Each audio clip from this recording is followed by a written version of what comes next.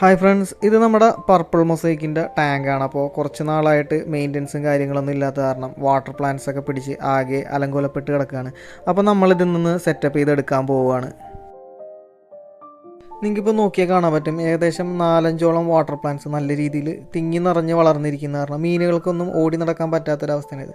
ഇതിപ്പോൾ റോട്ടാല എന്ന് പറഞ്ഞൊരു വാട്ടർ പ്ലാന്റ് ഇത് റോട്ടാല വല്ലിച്ചി എന്ന് പറയും. അതുപോലെ തന്നെ ബാക്കോപ്പ, അതുപോലെ തന്നെ കബോമ്പ എല്ലാം നല്ല രീതിയിൽ ഇതിൻ്റെ അകത്ത് പിടിച്ച് നിൽക്കുന്നുണ്ട്. തൊട്ടപ്പുറത്ത് നോക്കിയാൽ കാണാൻ പറ്റും മറ്റൊരു ടബിൽ വാട്ടർ പ്ലാന്റ്സ് ഇതുപോലെ തന്നെ നല്ല രീതിയിൽ പിടിച്ചിരിക്കുന്നത്.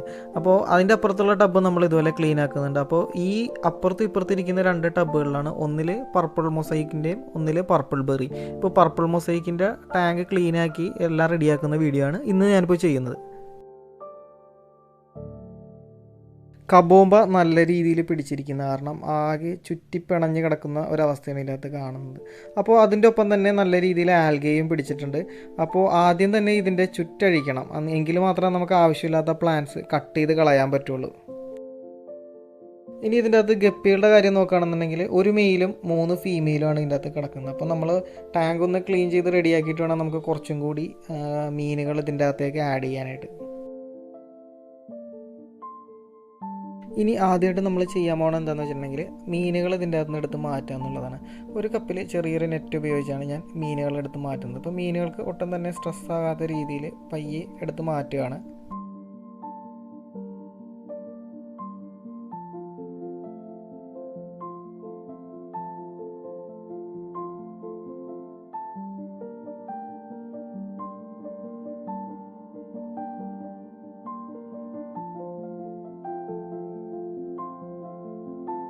അങ്ങനെ നമ്മൾ മീനുകളെ കളക്ട് ചെയ്ത് മാറ്റിയിട്ടുണ്ട്. അതിനുശേഷം നമ്മൾ ചെടികൾ എടുത്ത് കട്ട് ചെയ്യാൻ പോവാണ്. അപ്പോൾ അതിക്ക് മുമ്പായിട്ട് നമ്മൾ ഈ ഒരു പെർട്ടിക്കുലർ ചെടി റോട്ടാല വല്ലിച്ചി എന്നാണ് ഈ ചെടിയുടെ പേര്. അപ്പോൾ ഇതിൻ്റെ പ്രശ്നം എന്ന് വെച്ചിട്ടുണ്ടെങ്കിൽ ഇത് നല്ല രീതിയിൽ കെട്ടുപിണഞ്ഞാണ് വളരുന്നത്.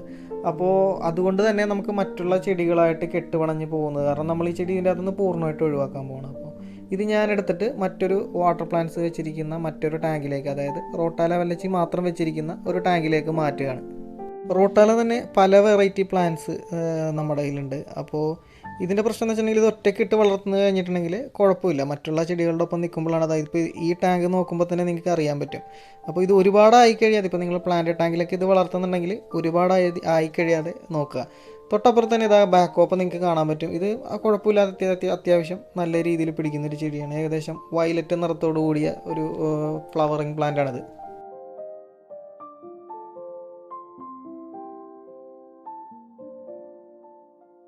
ഇനി ചെറിയൊരു സിസർ ഉപയോഗിച്ച് നമ്മൾ പ്ലാന്റ്സ് കട്ട് ചെയ്ത് മാറ്റാൻ പോവുകയാണ്. നല്ല രീതിയിൽ പ്ലാന്റ്സ് കട്ട് ചെയ്യേണ്ടി വരും, കാരണം ഏകദേശം ഒരു 3-4 മാസത്തോളമായി മെയിൻ്റനൻസ് ഒന്നും ഇല്ലാതിരുന്ന കാരണം നല്ല രീതിയിൽ വാട്ടർ പ്ലാന്റ്സ് പിടിച്ചിട്ടുണ്ട്. അപ്പോൾ നമുക്ക് ശരിക്കും പറഞ്ഞിട്ടുണ്ടെങ്കിൽ ഫ്ലോട്ടിംഗ് ആയിട്ട് വാട്ടർ പ്ലാന്റ്സ് നിർത്തേണ്ട കാര്യമില്ല.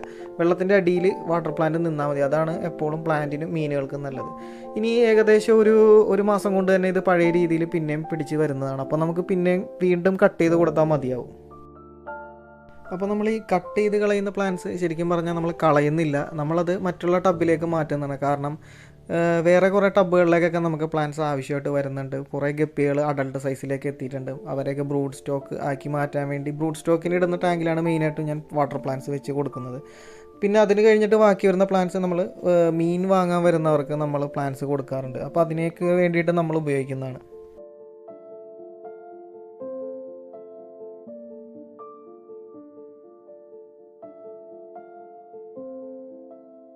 അങ്ങനെ നമ്മുടെ പ്ലാന്റ്സ് എല്ലാം കട്ട് ചെയ്ത് ഷോർട്ട് ആക്കിയിട്ടുണ്ട്. ഞാൻ തൽക്കാലം ടബിൽ നിന്ന് എടുത്ത് മാറ്റിയിരിക്കുകയാണ്. നമുക്ക് ടബ് ഒന്ന് ക്ലീൻ ചെയ്യേണ്ട ആവശ്യമായിട്ടുണ്ട്. കാരണം ഇപ്പോൾ നോക്കിയാൽ നിങ്ങൾക്ക് കാണാൻ പറ്റും ഒരുപാട് വേസ്റ്റുകൾ, ഫുഡ് വേസ്റ്റ്, അതുപോലെ തന്നെ മീനുകളുടെ വേസ്റ്റുകൾ എല്ലാം ഈ ടാങ്കിലുണ്ട്. അപ്പോൾ നമ്മളതെല്ലാം ക്ലീൻ ചെയ്യണം. ഏകദേശം ഒരു 30% വെള്ളം കളഞ്ഞിട്ട് പുതിയ വെള്ളം നമ്മൾ ഫില്ല് ചെയ്തിട്ട് വേണം മീനുകളെ ഇതിൻ്റെ അകത്തേക്ക് റിലീസ് ചെയ്യാനായിട്ട്.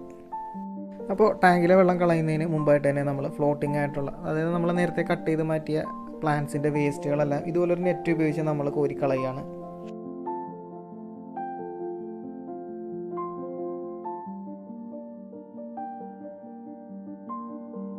അങ്ങനെ നമ്മൾ ടാങ്ക് ക്ലീൻ ചെയ്യുന്നതിൻ്റെ ഇടയിലാണ് ഒരാൾ നമ്മുടെ ശ്രദ്ധയിൽ പെടുന്നത്. ഇത് തുമ്പിയുടെ ലാർവയാണ്, നിംഫ് എന്നാണ് ഈ ലാർവകളെ പറയുന്നത്.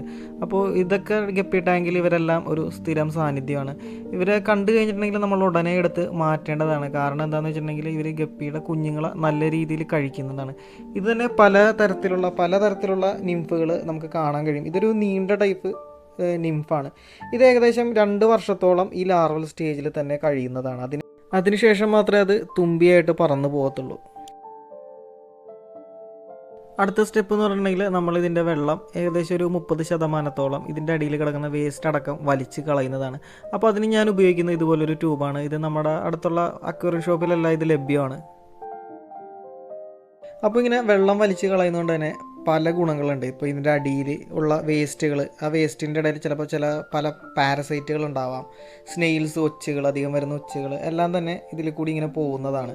അപ്പോൾ ഒച്ചുകൾ ശരിക്കും പറഞ്ഞു കഴിഞ്ഞിട്ടുണ്ടെന്നുണ്ടെങ്കിൽ ടാങ്കിന് നല്ലതാണ്. വേസ്റ്റുകളൊക്കെ ഒരു പരിധി വരെ ഒച്ചുകൾ തിന്നോളും. പക്ഷേ അധികമായി കഴിഞ്ഞിട്ടുണ്ടെങ്കിൽ ഒരു അഭംഗിയാണ് ടാങ്കിന്. അപ്പോൾ അതുകൊണ്ട് തന്നെ നമ്മൾ ഇതുപോലെ ഇങ്ങനെ വലിച്ച് കളയാൻ നേരത്ത് ഒരുപാട് ഒച്ചുകളുണ്ടെങ്കിൽ അതും പോയി കിട്ടും. അപ്പോൾ നമ്മൾ വെള്ളമൊക്കെ ക്ലീൻ ചെയ്ത് വെച്ചിട്ടുണ്ട്. അപ്പോൾ ഇനി ഇതിൻ്റെ അകത്തേക്ക് നമുക്ക് പുതിയ വെള്ളം ആഡ് ചെയ്ത് കൊടുക്കാം. അപ്പോൾ ഞാനിവിടെ 2 ദിവസം പിടിച്ച് വെച്ച വെള്ളമാണ് ആഡ് ചെയ്ത് കൊടുക്കുന്നത്. കാരണം എന്ന് വെച്ചിട്ടുണ്ടെങ്കിൽ ക്ലോറിൻ്റെ കണ്ടൻറ്റ് വെള്ളത്തിലുണ്ടായിട്ടുണ്ടെങ്കിൽ മീനുകളും അതുപോലെ തന്നെ പ്ലാന്റ്സും ചീത്തയായി പോകാൻ സാധ്യതയുണ്ട്, മീനുകൾ ചത്തുപോകാൻ സാധ്യതയുണ്ട്. അപ്പോൾ അത് നമ്മൾ ശ്രദ്ധിക്കണം. എപ്പോഴും പിടിച്ച് വെച്ചിരിക്കുന്ന വെള്ളം വേണം ഒഴിച്ചു കൊടുക്കാൻ. അങ്ങനെ നമ്മൾ വെള്ളം ഫില്ല് ചെയ്ത് വെച്ചിട്ടുണ്ട്. ഇനി അടുത്ത സ്റ്റെപ്പായിട്ട് നമുക്ക് ഇതിൻ്റെ അകത്തേക്ക് സെറ്റ് ചെയ്ത് വെച്ചിരിക്കുന്ന വാട്ടർ പ്ലാന്റ്സ് 1 by 1 ആയിട്ട് ഇറക്കി കൊടുക്കാം. അപ്പോൾ ആദ്യം ഞാൻ കബോംബയാണ് ഞാൻ വെച്ച് കൊടുക്കുന്നത്. വളരെ കുറച്ച്, ആകെ 2 ടൈപ്പ് പ്ലാന്റ് മാത്രമേ ഞാനിപ്പോൾ വെക്കുന്നുള്ളൂ. അതായത് 2 ബോളിൽ കബോംബയും 1 ബോളിൽ ബാക്കോപ്പയും മാത്രമേ ഞാനിപ്പോൾ വെച്ച് കൊടുക്കുന്നുള്ളൂ. ഇത് അധികം താമസിയാതെ തന്നെ ഇത് പഴയ രീതിയിലാകുന്നതാണ്. അപ്പോൾ നമ്മൾ ഇടയ്ക്കിടയ്ക്ക് ഇത് കട്ട് ചെയ്ത് കൊടുക്കേണ്ടതാണ്.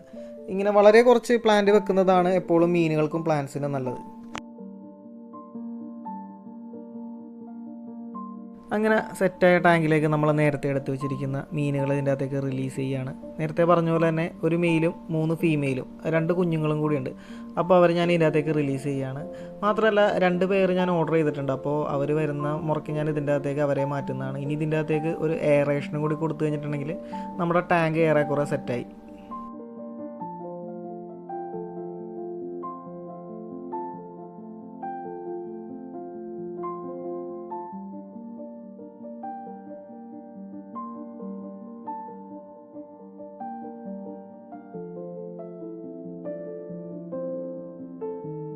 ഇനി നമ്മൾ നേരത്തെ കട്ട് ചെയ്ത് ഒഴിവാക്കിയ വാട്ടർ പ്ലാന്റ്സ് ഉണ്ടായിരുന്നല്ലോ, അധികം വന്ന വാട്ടർ പ്ലാന്റ്സ് നമ്മൾ ഇതുപോലെ ഒരു കുപ്പി കട്ട് ചെയ്തെടുത്ത് അതിൻ്റെ അകത്ത് മണ്ണ് സെറ്റ് ചെയ്തിട്ട് അതിൽ നട്ട് മണ്ണിളകാതിരിക്കാൻ വേണ്ടി മേളിൽ കല്ല് വെച്ചിട്ട് നമ്മൾ വാട്ടർ പ്ലാന്റ്സ് നട്ടിരിക്കുന്ന മറ്റൊരു ടാങ്കിലേക്ക് ഇറക്കി വെക്കുകയാണ്. ഇതിൻ്റെ അകത്ത് ശരിക്കും പറഞ്ഞിട്ടുണ്ടെങ്കിൽ ഇപ്പോൾ കബോംബയാണ്, ഇത് ഫുള്ള് കബോംബയാണ്. ഇതിൻ്റെ അകത്ത് കബോംബ മാത്രമേ ഉള്ളൂ. അപ്പോൾ ശരിക്കും പറഞ്ഞാൽ വേറെ മീനുകളൊന്നും ഇല്ല, അതുകൊണ്ട് തന്നെ വേറെ പ്രശ്നങ്ങളൊന്നും വരുന്നില്ല. വാട്ടർ പ്ലാന്റ്സ് മാത്രം നട്ടിരിക്കുന്ന ഒരു ടബ്ബാണിത്. അപ്പോൾ അതിൻ്റെ അകത്തേക്ക് നമ്മൾ അധികം വന്ന വാട്ടർ പ്ലാന്റ്സ് ഇതുപോലെ നട്ട് വെച്ചിട്ടുണ്ട്. ഇനി നമുക്ക് ഇതിൻ്റെ അകത്തുനിന്ന് ആയിരിക്കും നമ്മൾ സെയിലിനൊക്കെ വരാൻ നേരത്ത് എടുത്ത് കൊടുക്കുന്നത്. അതുപോലെ തന്നെ മറ്റുള്ള ടബിലേക്കൊക്കെ ആവശ്യം വരുമ്പോൾ ഇതിൻ്റെ അകത്തുനിന്ന് നമ്മൾ പറിച്ച് നടുന്നതാണ്.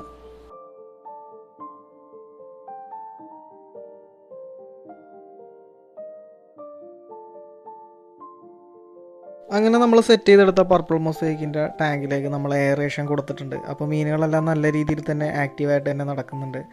അപ്പോൾ നേരത്തെ പറഞ്ഞതുപോലെ 2 പെയർ എക്സ്ട്രാ ഞാൻ ഇതിൻ്റെ അകത്തേക്ക് ആഡ് ചെയ്തിട്ടുണ്ട്. അപ്പോൾ ടോട്ടൽ 3 മെയിലും 8 ഫീമെയിലും നമുക്ക് ഇതിൻ്റെ അകത്ത് വന്നിട്ടുണ്ട്.